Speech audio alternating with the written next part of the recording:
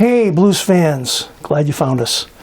Time for another episode of This Week in the Blues. It's our weekly take on blues history. I'm your host, Jimbo Big Train Madsen, with the blues band Big Train and the Locomotives. So let's take a look and see what happened this week in blues history. Howlin' Wolf guitar genius Willie Johnson was born March 4th, 1923 in Senatobia, Mississippi. His raucous, distorted guitar playing is prominent on Howlin' Wolf's Memphis recordings during 1951 to 1953, including the hit song, How Many More Years. Johnson also performed and recorded with other blues artists in the Memphis area, including pianist Willie Love, Willie Nix, Junior Parker, Roscoe Gordon, Bobby Blue Bland, and others.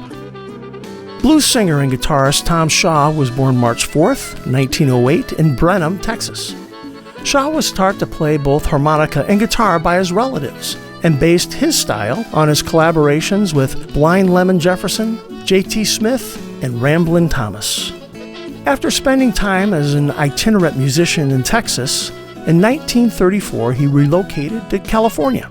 He continued to perform and appeared on radio before setting up his own club, which he operated for many years. Chicago blues guitarist John Primer was born March 5th, 1945 in Camden, Mississippi. By any yardstick, Primer has paid his dues.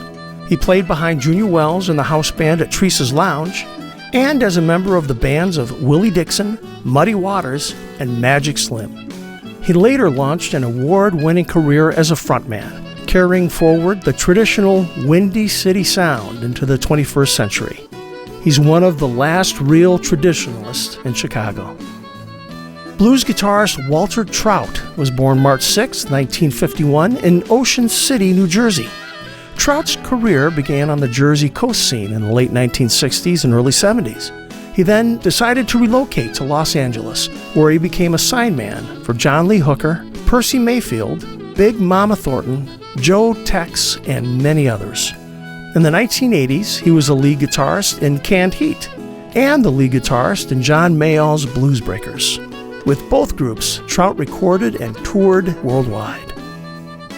Country blues guitarist Furry Lewis was born March 6th, either in 1893 or 1899 in Greenwood, Mississippi, and his family moved to Memphis when he was 7. He acquired the nickname Furry from childhood playmates. By 1908, he was playing solo at parties, in taverns, and on the street. Furry Lewis was one of the only blues singers of the 1920s to achieve major media attention in the 60s and 70s. His career just spanned that long. One of the very best blues storytellers and an extremely nimble-fingered guitarist into his 70s, he was equally adept at both the blues and playing ragtime. On March 8, 1940, blues guitarist Bukka White recorded Fixin to Die Blues in Chicago. The song was written just days before, along with 11 others.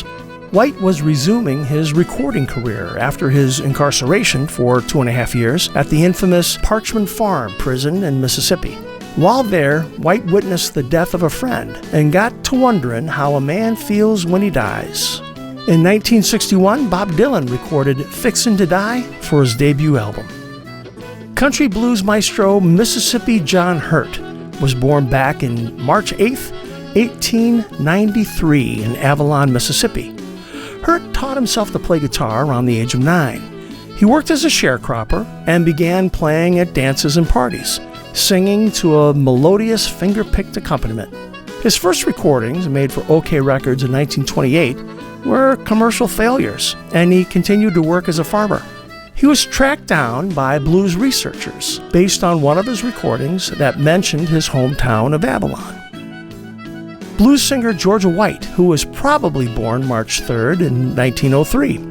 Little is known of her early life, but it is thought that she was born in Sandersville, Georgia, and by the late 1920s, she was singing in clubs in Chicago.